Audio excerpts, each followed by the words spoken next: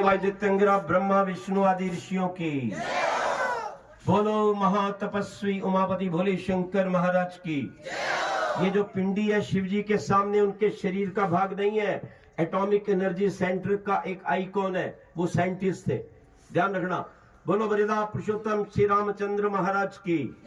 बोलो महायोगिनी सीता माता की। बोलो योगेश्वर कृष्ण महाराज की। बोलो रुक्मिणी योग अभ्यासिनी माता की। बोलो दादा गुरु विजयनम के पटु शिष्य ऋषि दयानंद की। देश धर्म पर बलिदान होने वाले सभी संतों गुरुओं वीरों वीरांगनाओं की। भूमि माता की, भारत माता की। आर्य समाज अमर रहे, आर्य समाज। ये संस्था बनाई ऋषि ने सनातन धर्म की रक्षा के लिए कि सब जगह जाकर इसको लोगों को आर्य संस्कृति सनातन धर्म की रक्षा के लिए ले चलो। बात इसलिए कही गई है। बोलो हाँ, ओम का झंडा ऊंचा रहे, ओम का झंडा। वेद की ज्योति जलती रहे, वेद की ज्योति। हम बदलेंगे जग बदलेगा, हम बदलेंगे हम सुधरेंगे, वैदिक जीवन बनाएंगे, धरती को स्वर्ग। स्वदेशी गौ माता का पालन करें, स्वदेशी गौ माता का दूध पिए। वो विदेशी है ना, फ्लैट A1 से बचें, बहुत खतरनाक है, कई रोगों को पैदा करती है। उससे अच्छा बकरी का पी लो, भैंस का पी लो, वो भी A2, बहुत अच्छा दूध आता है। एक बार मिलकर आंखें बंद, कमर सीधे, मैं बोलूंगा वैदिक ध्वनि तो अपनी ओम का उच्चारण करना है। देखो कुरान में भी कई जगह कई सूरों से ऊपर अलिफ लाम मीम आया, इनको अर्थ नहीं आता है। अलिफ मीम म और ला जो है वो ओ बन जाता है, ओम बन जाता है। एक बार मिलके कहेंगे वैदिक ध्वनि, ओम बोलेंगे, वैदिक ध्वनि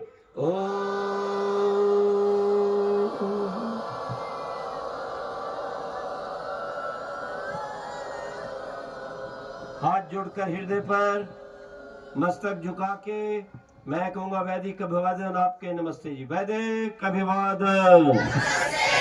सबको बहुत बहुत आशीर्वाद, शुभकामनाएं। हमारे गुरुजनों का बहुत बहुत धन्यवाद, प्रिंसिपल साहब का धन्यवाद। हमारी एक ही बात पे मैंने फोन किया था, खून अंदर की सफेद खून की, जो उसको गिराता है वो कोड़ियों के मरता है, जल्दी अंधा होता है, जल्दी बाल सफेद होते हैं, कमर में दर्द, घुटनों में दर्द है। रोज मरे हुए मेरे को मिलते हैं, पता नहीं कितने फोन आते हैं। अगर आपको विश्वास ना हो तो YouTube पे जाके मेरे लेक्चर सुन लेना। आचार्य आर्य नरेश ब्रह्मचर्य के ऊपर लेक्चर है, सुन लेना जाकर। अगर आपको अच्छी बुद्धि बनानी है, चमकना है, लंबा कद चाहिए, ताकत चाहिए, जीवन भर 100 वर्ष तक आपका चेहरा देख के ही बदमाश डरेगा। मैं पूरे वर्ल्ड में अकेला घूमता हूं, चाहे साउथ अफ्रीका, मोजाम्बिक है, स्वाजीलैंड है, याद रखना, चाहे नेपाल है, चाहे मॉरिशस है, सब जगह अकेला जाता हूं। आज तक मेरे से कोई झगड़ा नहीं हुआ है। क्यों? पहले मुझे देख लेते हैं, कहते हैं भाई काहे को लड़के बर्बाद होता है। कोई लड़ाई, अगर आपकी ताकत है तो आपको शांति मिलेगी। Power is the reason of piece.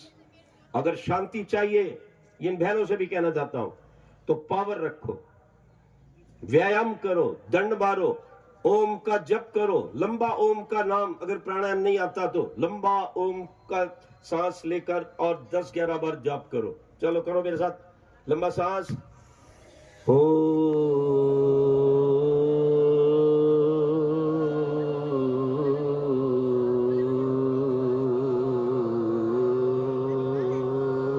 सुबह शाम कर दो, 40 दिन में माथा चमक जाएगा। आंवले का सेवन करो, थोड़ी सी मिश्री डालकर, कोई बीमारी नहीं रहेगी, चेहरा चमकेगा, आंखें चमकेंगी, बाल जल्दी सफेद नहीं होंगे। याद रखो ये। और शीर्षासन करो, जिनकी आंख खराब है वो सर्वांगासन किया करें। सुबह शाम 11-11 बार ओम का जप करो। सुबह उठते ही अपनी बासी थूक आंख में लगा लो, चश्मा नहीं लगाना पड़ेगा। नहाते समय थोड़ा तिल का तेल कान में, नाक में डाल लो, नाभि में डाल लो, पैर के अंगूठे में लगा लो। और दिन में जब भी आप जाओ हाथ धोने, मुंह में पानी भर के आंख में छींटा मारो, आपको 100 साल तक चश्मा नहीं लगेगा। मैं आपके सामने बैठा हूं, मैं यही काम करता हूं रोज। शाकाहारी खाओ। और अगर अपनी जवानी को बचाना है, ब्रह्मचर्य की रक्षा करनी है, चमकना है, विद्या में अच्छे अंक लाने हैं, तो आप चाय, कॉफी, लाल मिर्च, और इनको छोड़ दो, बाजार की गंदगी को। ये लिम्का, कैंपा, डबल रोटी, इनमें जो प्रिजर्वेटिव है अंदर आपके डिसॉल्व नहीं होता, बीमारी का कार्ड बनता है। घर की रोटी खाओ, छाछ पियो, थोड़ा सा गुड़ ले लो, चीनी से बचो। और चीनी चीन से ज्यादा खतरनाक है।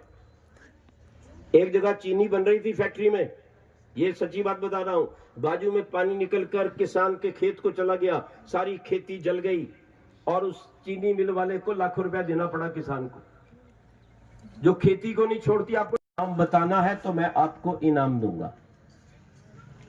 वो जो पूरे वर्ल्ड का सबसे विज्ञान भरा, जिसमें हर चीज है, उसमें आपकी पूरी डॉक्टरी विद्या है, उसमें आपकी इंजीनियरिंग है, इलेक्ट्रिसिटी है, मैकेनिक है, सिविल है, everything is there in that book.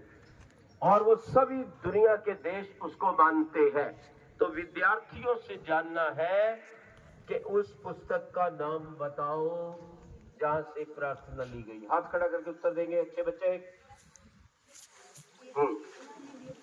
थोड़ा इधर भाई साहब, थोड़ा उधर। वेद से बोलिए। बहन जी बैठ जाओ, सब बैठ जाओ, कोई बच्चा नहीं बोलेगा, मैं इधर खड़ा हूं ना। हाँ हाँ हाँ, ऋग्वेद तो नहीं है, वेद है, पर बैठ जाओ, शाबाश, बहुत अच्छे। देखो ऋग्वेद क्यों नहीं है, क्योंकि ये प्रार्थना है यजुर्वेद की, और अगर वेद कह दे तो चारों वेद आ जाते हैं। कौन कौन से? यजुर्वेद, ऋग्वेद, यजुर्वेद, सामवेद, अथर्व। पर ये गोरों ने चलन चलाया, अंग्रेजों की कहानी उन्होंने तो बहुत कुछ गलत लिखा, जैसे आर्य बाहर से आए मूर्ख। अरे बाहर से नहीं आए, बाहर गए थे पढ़ाने। ईरान की 8वीं की पुस्तक में लिखा है कि आर्य लोग आर्यवत से हमें पढ़ाने आए। अभी ताशकंद में एक बहुत बड़ी बैठक हुई थी, दुनिया भर के जितने हिस्टोरियंस हैं, और ये प्रूव नहीं कर सके आर्य लोग बाहर से आए। क्यों? क्योंकि भारत का प्राचीन नाम, जब राम श्री का जन्म हुआ था, क्या नाम था भारत का उस समय? आर्यवर्त। क्या नाम था? और अब भी जब उनका सीरियल चलता है श्री राम का, तो उनको कहते हैं आर्यपुत्र। आर्य बने श्रेष्ठ, ईश्वर भक्त, गो भक्त, माता पिता गुरु भक्त, शाकाहारी, और गाय की रक्षा, माँ बहन का आदर करने वाला व्यक्ति, संयमी, जो अच्छे बच्चे, अच्छे व्यक्ति, उनको आर्य कहा जाता है। आर्य मैंने श्रेष्ठ। तो लेकिन अंग्रेजों को यह पसंद नहीं था, और उन दुष्टों ने एक चाल चला दी कि नहीं, आर्य बाहर से आए, और यहां आकर उनका हमला हो गया द्रविड़ों से। वो गधे जानते नहीं थे कि 5000 साल पुरानी पुस्तक है महाभारत। उसके अंदर लिखा है, जब राजसु यज्ञ हुआ युधिष्ठिर महाराज का, तो द्रविड़ लोग भी पारितोषिक देने आए। द्रविड़ भी आर्य थे, वो अपनी जाति द्रविड़ लिखते थे, इतनी बात थी, वो भी आर्य थे।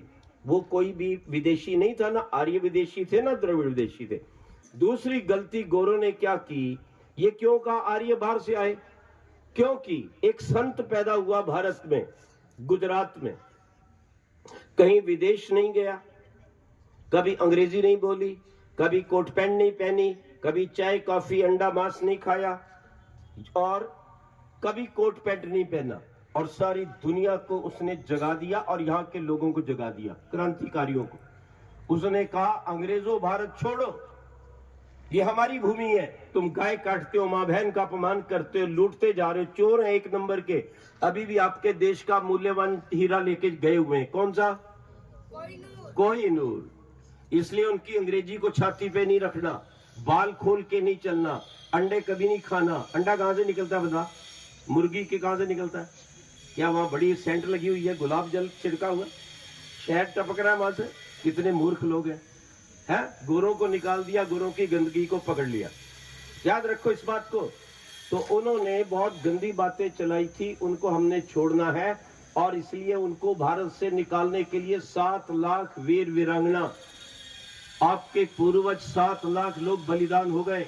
और ये कभी जाकर वहां पर पढ़ो सूची, अंडमान निकोबार में गया था, बहनों का अलग था वहां पर कैद खाना, और उनको फांसी भी लटकाते थे, और जो उनकी बात नहीं मानते थे गले में पत्थर बांध के और अजगरों को डाल देते थे समुद्र में। ये नीच काम किया अंग्रेजों ने, और फिर वो भारतीय संस्कृति को बिगाड़ना चाहते थे। जो मैक्स मुलर था वो गधा था पूरा, उसको संस्कृत नहीं आती थी। उसकी पत्नी ने बाद में सच्चाई की पुस्तक लिखी। ये तो गुलाम था अंग्रेजों का, याद रखना। उसको कुछ नहीं आता था संस्कृत के नाम से, उल्टी सीधी बातें लिखता रहा ताकि आपको अपने लोगों के प्रति अश्रद्धा हो जाए और आप लोग विधर्मी बन जाए।